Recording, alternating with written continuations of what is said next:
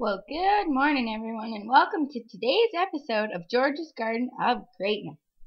Good morning, and I am Georgia, and today we will be demonstrating and showing you how to plant potatoes, tomatoes, peas, and tulip flowers. I will also be giving tips about what to do with weeds and once they start growing, what you should do.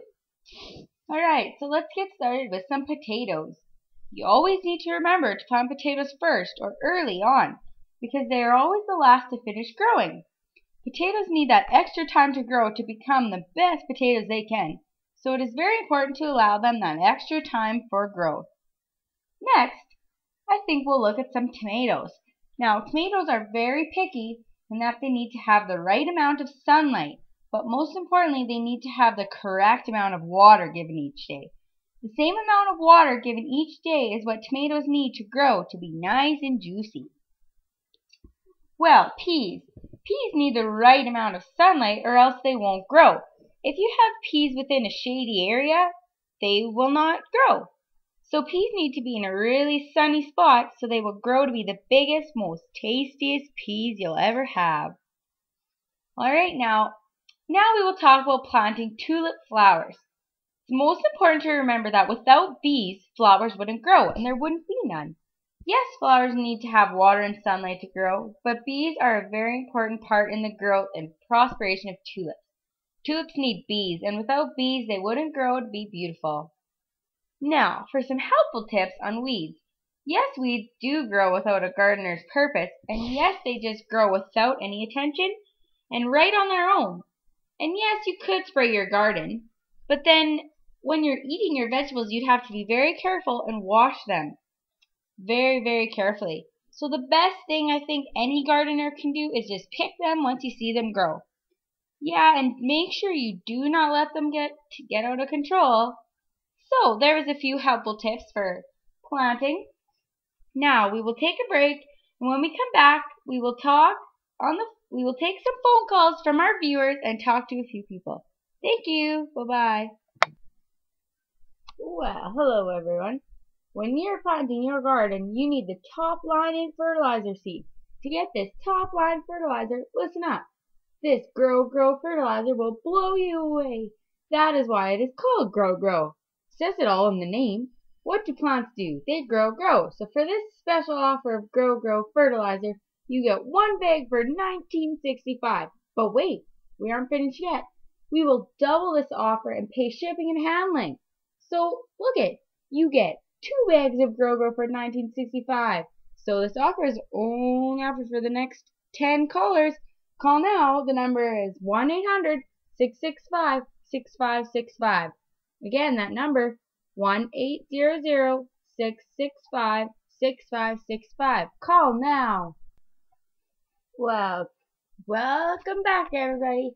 If you have just tuned in, we've been planting our garden.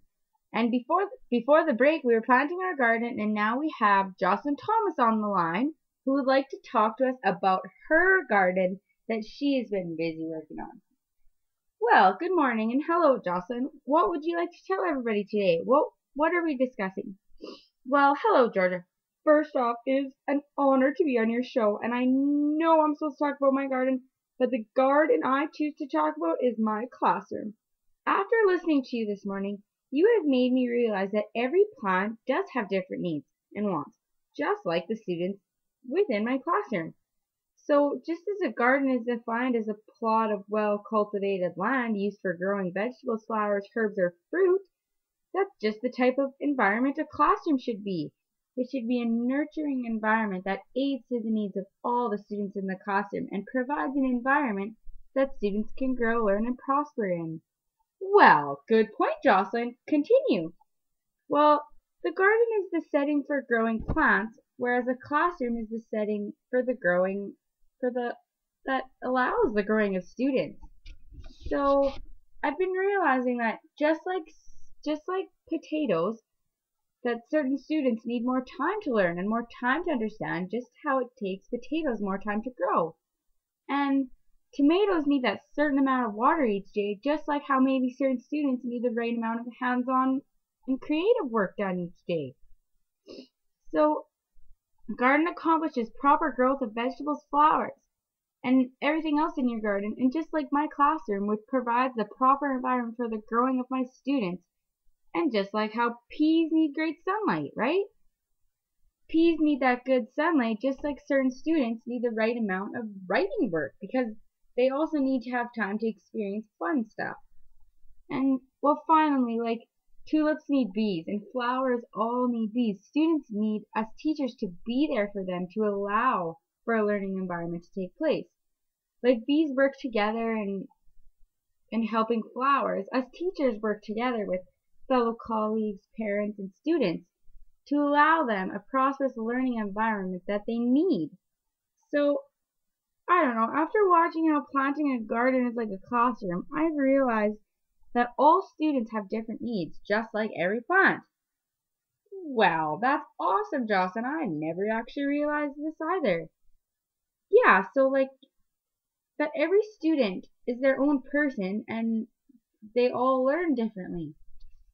So, I don't know, like I think I've just realized that when planting a garden, it's like planting a classroom environment. You need to aid to all your students' needs, and that's the most important part of curriculum.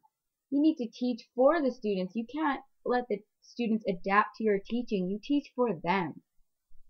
Well, thank you very much, Jocelyn, for that awesome analogy. I really appreciate the different view you have demonstrated to us and the viewers for today. I thank you very much, and you take care, okay? And I know that your students must learn a great deal in your classroom because of how understanding you are and that they do have different needs and learn differently, just like the plants in our garden. Well, wasn't this a great show today? And I hope you viewers learned a whole lot. Until next time, I will see you all back again on George's Garden of Greatness, where the gardening is so much more. Goodbye, everyone. Have a good day. Well, we all on George's Garden of Greatness would like to thank you all for tuning into our show. Today we had the chance to experience a different analogy of gardening, and we hope that all you viewers out there had a great time listening to us. So from all of us at George's Garden of Greatness, we would like to say thank you, and just have a great day. This show has been a great, rewarding experience for all of us, and we wish all you viewers felt the same. And remember, we are just a dig, a hoe, and a rake away. Yes, we use gardening terms. Thank you and good day.